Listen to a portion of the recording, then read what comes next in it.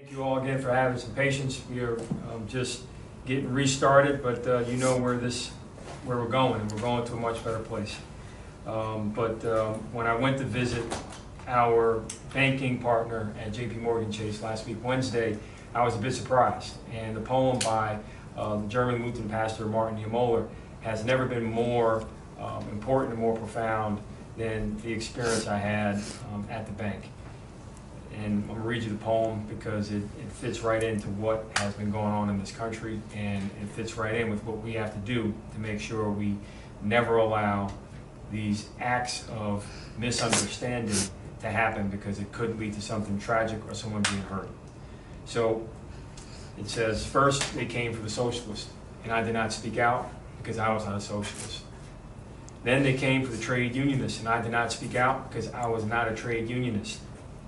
Then they came for the Jews, and I did not speak out because I was not a Jew.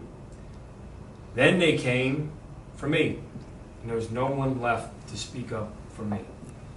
We've seen a situation happen where the police are called on people of color, particularly black people, for no apparent reason. It happened to two black men going into Starbucks in Philadelphia.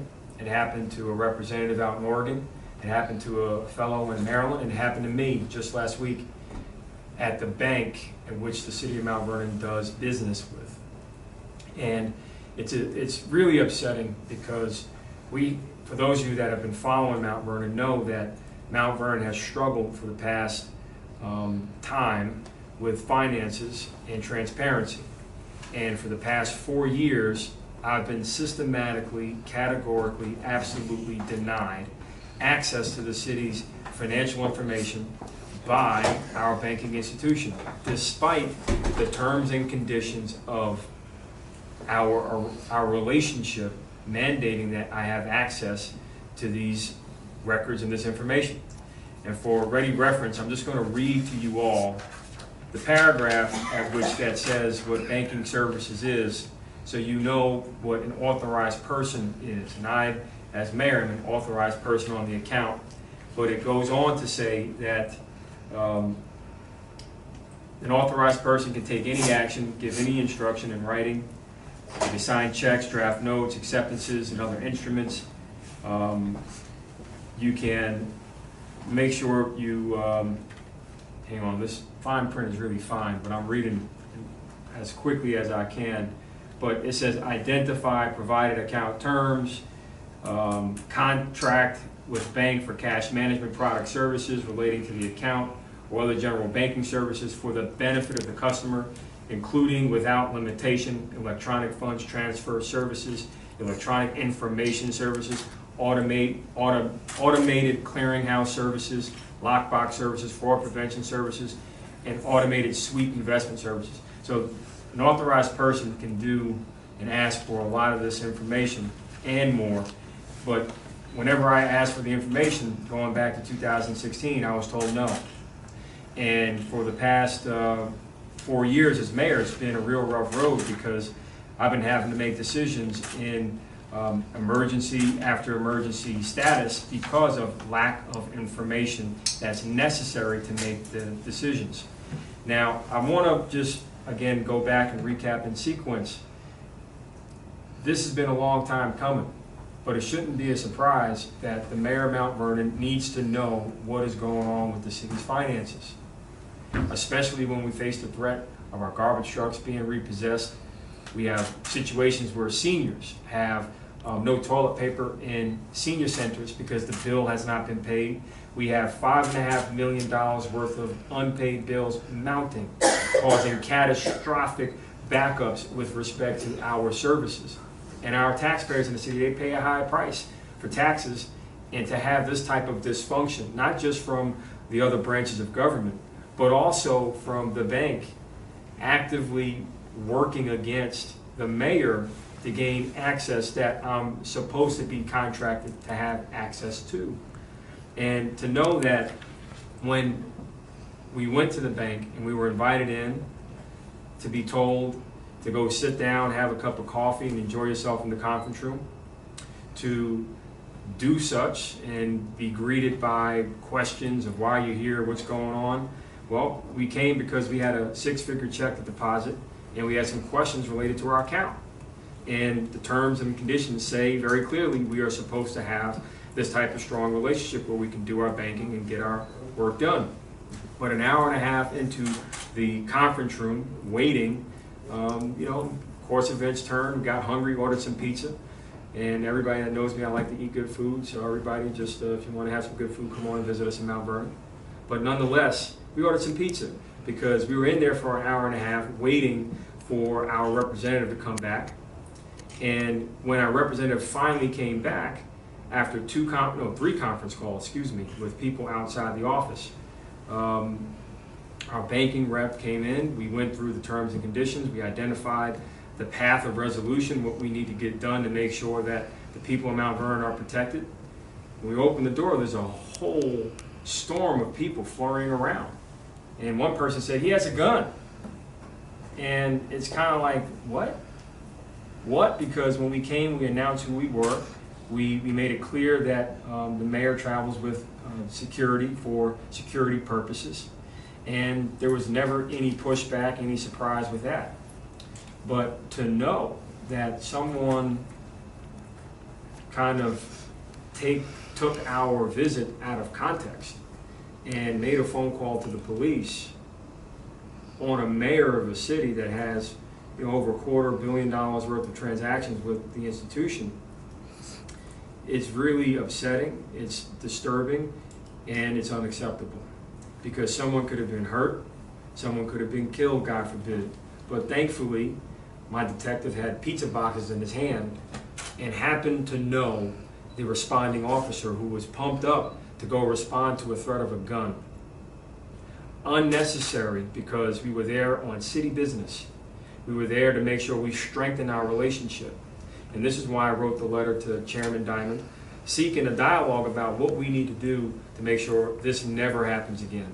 Because I do believe that in this banking relationship, we can bank on becoming better.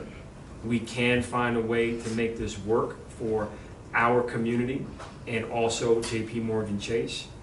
But I do think it begins with JP Morgan coming to take a look at Mount Vernon, take a closer look at what's going on, and help us figure out what we can do to make the situation, not just with respect to services, bank services, but our community better. We want to see those investments from JP Morgan come in. But it's hard to get those investments when the cops are called on you for trying to just do regular business. But I do want to announce that while that olive branch is extended to the chairman, we did file a complaint with the Office of Currency Controller asking that the matter be investigated, because no one should go to a bank as an authorized signatory, as a person with the full authority to access said information or make certain deposits based on the terms and conditions. No one should go to the bank and be told the cops are coming because you're here. That insecurity, that fear is unfounded, and again, it reaffirms that we have some work to do. Our relationship's being tested, but I believe that there's a testimony in this moment to make sure we pull it together to pull forward. But there are some things that we did raise to the OCC that we need some help with. First and foremost, we want to know why at least $14 million has been deemed undocumented and uncollectible of federal tax dollars that have been loaned out by the past administration at 1% interest over the entirety of the loan with no payback due until the year 2046. We also want to know what happened to the millions of dollars that were conducted and spent at Memorial Field for the field to only be shut due to toxic illegal dumping. We also want to know what's going on with respect to getting answers to why $31 million from our school district was never transferred, allegedly, as the school district alleges, to them after it went into our controller's office. But most importantly, we want to understand what is it that we're missing, because when you apply the logic of the access, the terms and conditions, and you think about the past 4 years, how come me as mayor, me as a man, as a father, as a son of Mount Vernon, a black man, how come I was denied access to the information when it says I'm supposed to have it? Why would they call the police on an authorized signatory. Why would the bank require an operating agreement? And in this case, it is the city charter. But for the past 4 years, the city charter didn't matter. I had to take 4/5 court orders to finally get the bank to come to the table. And I take that back. It took 5 court orders for me to just get inside the door of the bank to go to their table. How come this wasn't the other way around? And when you think about all this, and you think about the 4-year saga, it's been like fighting a hydra of obstruction, not just from political enemies that want to keep Mount Vernon down, or those that wanted to keep these secret loans secret, but your own bank saying no. Go take a long walk off a short pier. And also, by the way, we call the cops. It ain't right. And that's why I believe it's important that everyone understand that I really want to talk with JP Morgan's leadership about how do we fix this, because there's no reason for a city to be disrespected this way. More importantly, the actions of JP Morgan over the past 4 years, it gave rise to my need to run the city in a crisis state.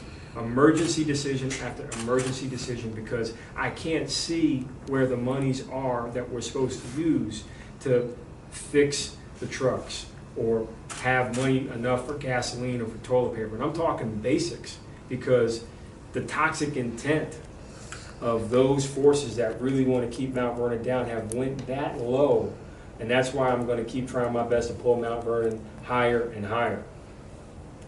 But when you look at what's happened, this is no way to run a municipality, there's no way to run a banking relationship. And it's really difficult to protect the health, welfare, and safety of the public, especially when you're being denied basic financial information on what the best decisions could be. But I do hope that this occurrence is not reflective of a bank like JP Morgan Chase that not only wants our deposits from a community of color and won't engage in respect in our banking relationship, but I do hope that they return respect and have a discussion about what we can do to strengthen our relationship. In one level, it could be an opportunity for us to find a way to have better investments into the city overall. We do know that crime is down over 42% in the city. We do know that property values are up 24%. And we do know that there's been $1 million set aside for first-time home buyers to buy homes. We do know that there are banks that own these homes, and we'd like to work with everyone to see how we can build up Mount Vernon at this moment. So before I close, I just want to say that I'm asking the regulator of the OCC to stand their ground and get some answers as to why the police were called on the mayor of a city, a black man. Also answer the question of why, based on the terms and conditions of our own relationship, why I was denied access to the books from day one. Not any opportunity to sit down and talk, nothing until this past Wednesday when the cops were called, for some reason that we're yet to find out. But I do hope that the OCC ensure that redlining and typecasting does not happen to me, my city, or any other person of color anywhere in this great country of ours. So as mayor of the city of Mount Vernon, I look forward to working with the regulator, but also with JP Morgan Chase on making Mount Vernon much better. Thank you so much for watching, and know that we're going to take every step we can to protect the people of Mount Vernon.